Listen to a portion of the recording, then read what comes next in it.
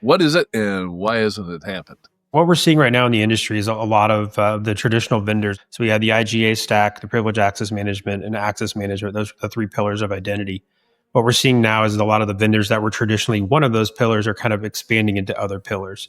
So what are some of the less intuitive or even counterintuitive ways you foresee the impact of so-called agentic AI? One is enablement. One is like how it's going to impact identity. The other is how is it going to impact your business.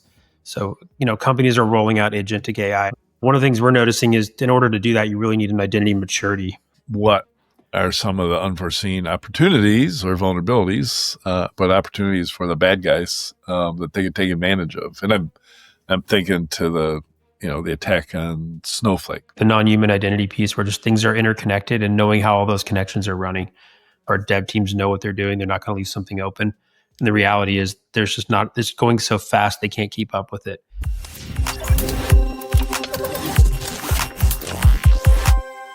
Welcome back to the Security Strategist podcast, your map for the evolving cybersecurity industry. I'm your host, Richard Stiennon. I'm the Chief Research Analyst at IT Harvest. I'm an author and a trusted advisor to vendors, VCs, and private equity firms. Today, I'm speaking with Kevin Converse, who's VP of Identity and Access Management at GuidePoint Security, who leads the charge in IAM solutions and strategic partnerships. His 20-plus years of cybersecurity experience span cloud security, automation, and identity governance, making him a true industry expert. Welcome to the show, Kevin. Great to have you on. Tell us a little bit about you, how you got to where you are. Yeah, sure thing. Thanks, Richard. Thanks for the introduction. Yeah, so I started out my career in IT, worked my way through the IT stack of deploying things back before, Active Directory was an easy thing to set up. Virtualization came along later, server build automation, and then security became a thing. So I helped stand up a security practice in a large enterprise. And the final thing I worked on was identity. So identity was the big challenge no one could solve at the time. And we rolled out a great identity program at the company I worked for and moved out from there to consulting, where I've helped hundreds of companies kind of build out the same programs, kind of spanning the gap from IGA, privilege access management, and customer identity as well. So kind of done the whole gambit, which is not a small feat by any means. No, I'll say. And it's the industry itself has its own history, the identity industry. And so that's a great reason to have you on the podcast. Tell us a little bit about this term, identity convergence, because I hear a lot about it, right? It's everybody's kind of looking at the space. They feel like the industry is consolidating. So they go, you know what? Identity, that's the next one that's got to be converged. What is it and why hasn't it happened? Yeah, sure. So what we're seeing right now in the industry is a lot of the traditional vendors. There used to be three pillars. So we had the IGA stack, the privilege access management, and access management. Those are the three pillars of identity. What we're seeing now is a lot of the vendors that were traditionally one of those pillars are kind of expanding into other pillars. So for instance, we have some like that were in the PAM space are now buying identity governance tools as well. Some of it for the capability so they can expand on what they're doing it, but it's also to hit some customer and verticals that we didn't usually do in identity, like things there were maybe some smaller, mid-tier customers that needed governance but couldn't afford the large-scale enterprise tools that were out there. So we're seeing a lot of those companies just buy up other tools and expand their platform. So they're kind of going from, where you needed three different tools to maybe do that where you can just have one. There's a lot of focus on that, and I would say that's a big investment piece right now. Several acquisitions over the last 2 years, and I would say there's probably more on the horizon here. Yeah, I'm sure. I even saw an authentication provider announce a big move into the rest of the identity pillars that you just mentioned. Yeah, there's even vulnerability management tools right now that are getting in there too. So you name it, they're coming into identity. Identity is the hot space right now. That's awesome. So what are some of the less intuitive or even counterintuitive ways you foresee the impact of so-called agentic AI? Agentic AI, that's an interesting topic for sure. Yeah. So I guess when we're getting to an agentic AI, there's a couple of things. One is enablement. So there's two ways to look at this. One is like how it's going to impact identity. The other is how is it going to impact your business. So companies are rolling out agentic AI. I think that's kind of the new thing right now. One of the things we're noticing is in order to do that, you really need an identity maturity. Like to be able to secure a person, if you're going to let an entity run that's not a person or not controlled by someone, you need to have those same controls and maybe plus some. So really to set those up, and enable the company to grow and use those tools, we're really saying you need to have some of those basic blocking and tackling things set up, right? You need to have the ability to do privilege access, real-time access to things, the ability to stop access to things, and also real-time visibility into what those things are doing, those human, non-human identity pieces. So that's kind of the side of like enabling your business to do it. On the identity front, I think we're going to start seeing it. We already are seeing it in some of the tools where it's going to start taking over some of those low-level tasks, like making decisions or helping you put context into making a quick decision. So instead of just saying, hey, this person wants access to this, it's actually going to be able to go look and say, does this pattern match? Does it look at this? It's going to have a lot of data to go pull information back. Obviously, that's a good thing, but there's also risks associated with it as well. Yeah, kind of seems like a no-brainer, right? Everybody's looking for how to apply agentic, any AI to anything that's tedious and repetitive. And for sure, I mean, I know on the, detect and response side of things, the one use case everybody talks about is resetting passwords. That seems to be the one thing, if only we could figure out how to automate. Do you think that we're going to get there to that level and even, authorizations get more logical and granular about that?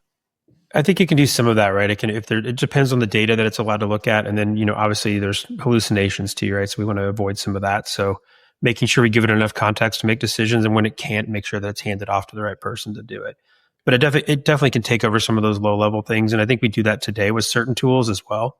I know there's other things that, like proofing technologies that make it easier for you to prove who you are. So you can go in and get those reset. That's another side of AI where we have, deep fakes basically of yourself coming on video, whatever it is, and getting a password reset. That's an easy way of entry.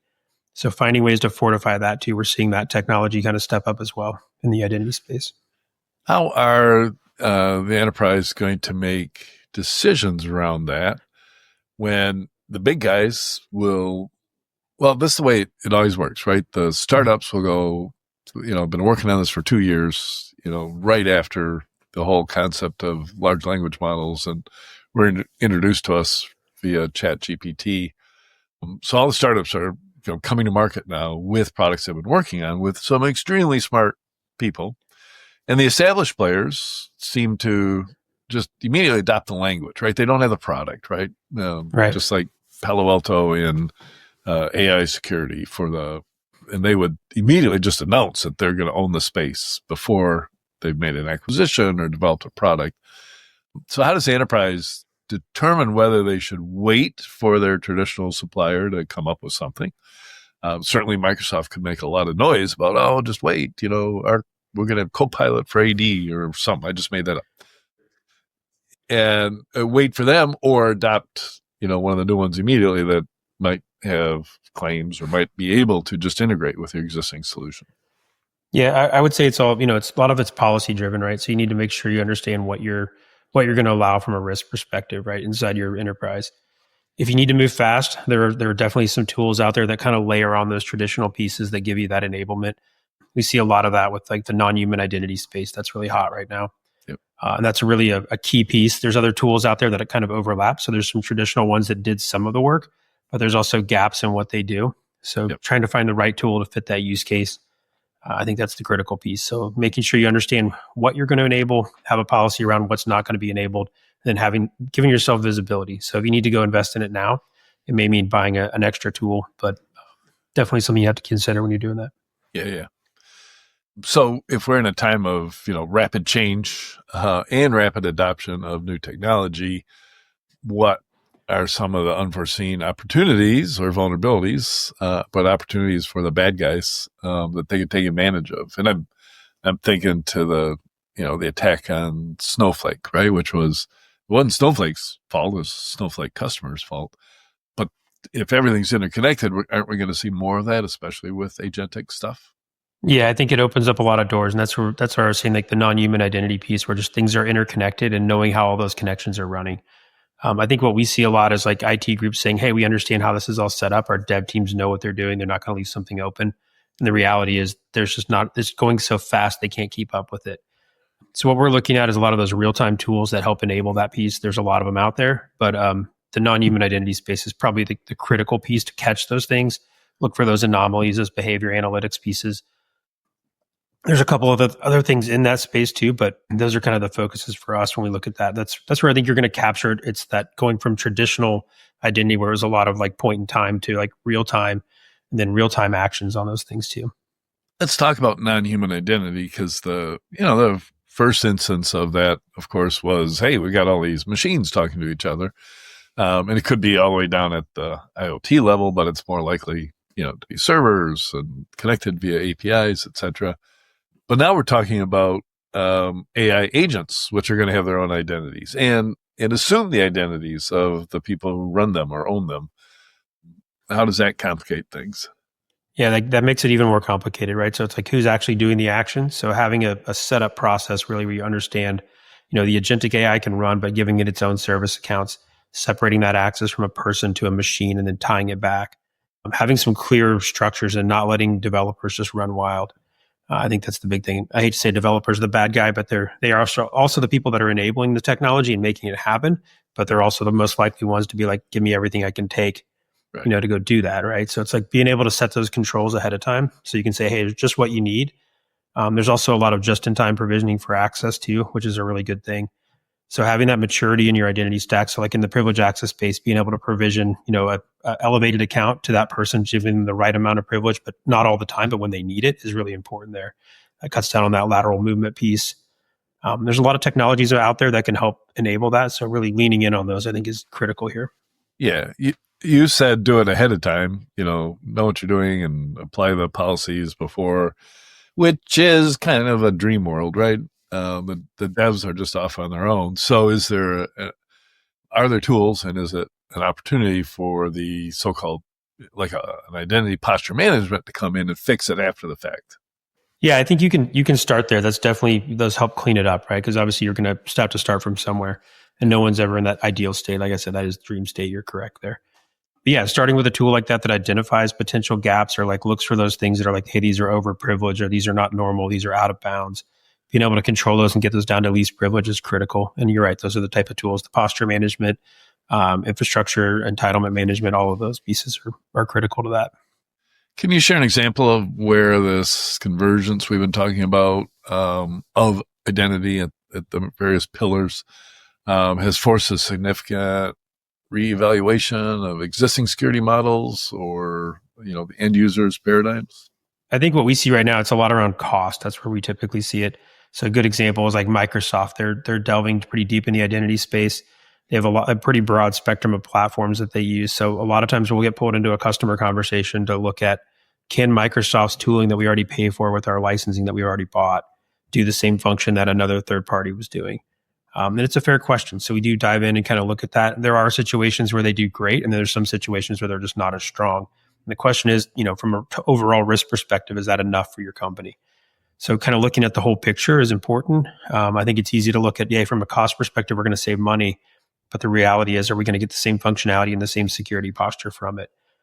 The tools are all pretty capable, but it's just a matter of understanding exactly what you're trying to accomplish and what you're willing to accept as a risk.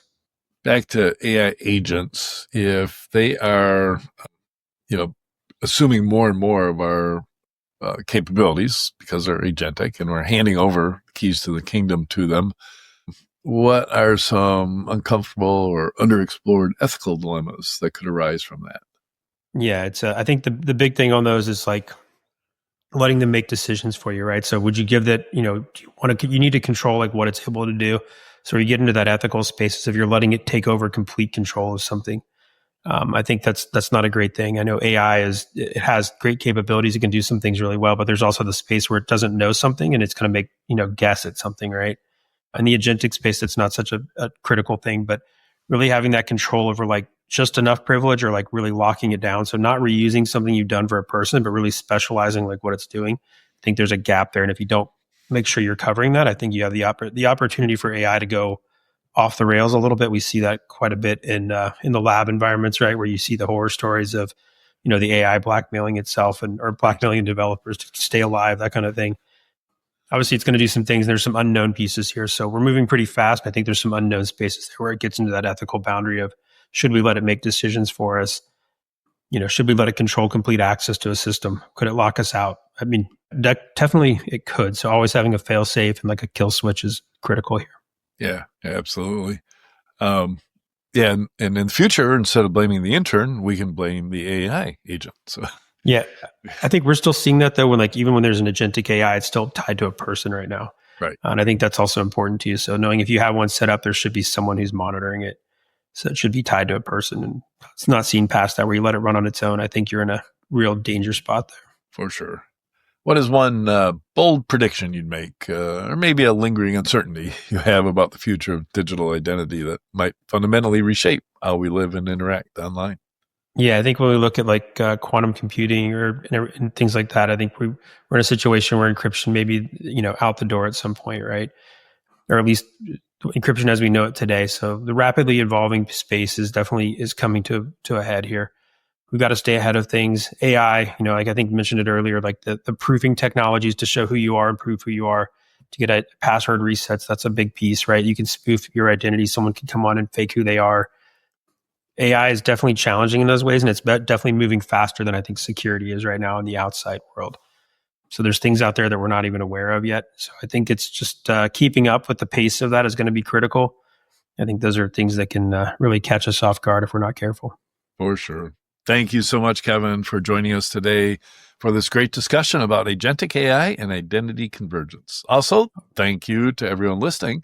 We hope you take a lot away from today's podcast. For further information on what we've talked about, please head on over to GuidePointSecurity.com. We'll be back next week with another episode in our podcast series. Until then, make sure you subscribe to this podcast on all major platforms and follow the conversation on our socials at EM360Tech on Twitter and LinkedIn. And for more great daily content, head on over to EM360Tech.com.